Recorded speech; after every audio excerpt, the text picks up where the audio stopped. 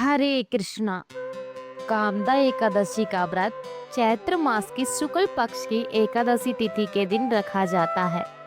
बाकी एकादशी की तरह यह एकादशी भी परम पुण्यमयी बताई गई है। कामदा एकादशी का व्रत करने से पद्म पुराण में वर्णित इनकी कथा का पाठ करने और सुनने से वाजपेय यज्ञ का फल मिलता है। तो चलिए शुरू करते हैं कामदा एकादशी व्रत की कथा। दिलीप ने पूछा, भगवान एक बात सुनाना चाहता हूँ। चैत्र मास के शुक्ल पक्ष में किस नाम की एकादशी होती है? वशिष्ठ जी बोले, राजन, चैत्र शुक्ल पक्ष में कामदा नाम की एकादशी होती है। वह परम पुण्यमयी है। पाप रूपी ईंधन के लिए तो यह दावानल ही है। प्राचीन काल की बात है। नागपुर नाम का एक सुंदर नगर था जहाँ सोने के महल बने हुए थे। उस नगर में पुंडरीक आदि महाभयंकर नाग निवास करते थे। पुंडरीक नाम का नाग उन दिनों वहाँ राज्य करता था। गंधर्व, किन्नर और अप्सराएं भी उस नगर का सेवन करती थी। वहाँ एक श्रेष्ठ अप्सरा थी जिसका नाम ललिता था। उसके साथ ललित नाम वाला गंधर्व भी था। वे दोनों पति पत्नी के रूप में रहते थे। दोनों ही परस्पर काम से पीड़ित रहा करते थे। ललिता के हृदय में सदा पति की ही मूर्ति बसी रहती थी और ललित के हृदय में सुंदरी ललिता का नित्य निवास था। एक दिन की बात है, नागराज पुंडरीक राज्य सभा में बैठकर मनोरंजन कर रहा था। उस समय ललित का गान हो रहा था, किंतु उसके साथ उसकी प्यारी ललिता नहीं थी। गाते गाते उसे ललिता का स्मरण हो आया। अतः उसके पैरों की गति रुक गई और जीभ लड़खड़ाने लगी।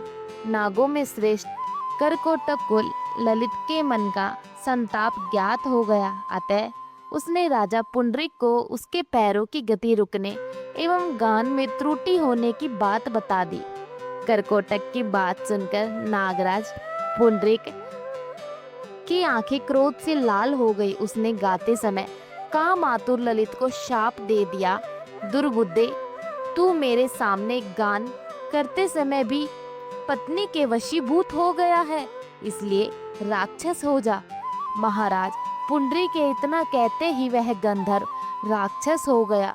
भयंकर मुख, विकराल आंखें और देखने मात्र से भय उपजाने वाला रूप, ऐसा राक्षस कर्म का फल भोगने लगा। ललिता अपने पति को विकराल आकृति देखकर मन ही मन बहुत चिंतित हुई। भारी दुख से कष्ट पाने लगी। सोचने लगी, क्या करूं, कहाँ जाऊं? मेरे पति पाप से कष्ट पा रहे हैं। वह रोती हुई घने जंगलों में पति के पीछे पीछे घूमने लगी। वन में उसे एक सुंदर आश्रम दिखाई दिया जहाँ एक शांत मुनि बैठे थे। उनका किसी भी प्राणी के साथ वैर विरोध नहीं था। ललिता शोधता के साथ वहां गई और मुनि को प्रणाम करके उनके सामने खड़ी हुई। मुनि बड़े ही दयालु थे। उस दुखियारी को देखकर वे इस प्रकार बोले, शुभे, तुम कौन हो, कहाँ से आई हो और मेरे सामने सच सच बताओ। ललिता ने कहा, महामुने, वीर धनुमा नाम वाले एक गंधर्व है। मैं उन्हीं महात्मा की पुत्री हूँ। मेरा नाम ललिता है। मेरे स्वामी अपने पाप दोष के कारण राक्षस हो गए हैं। उनकी यह अवस्था देखकर मुझे चैन नहीं है। ब्राह्मण, इस समय मेरा जो कर्तव्य है वह बताइए।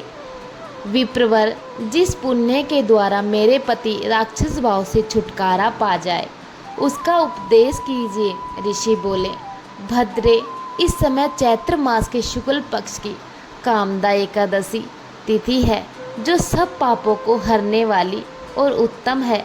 उसी का विधि पूर्वक व्रत करो और इस व्रत का जो पुण्य हो उसे अपने स्वामी को दे डालो। पुण्य देकर क्षण भर में ही उसके शाप का दोष दूर हो जाएगा।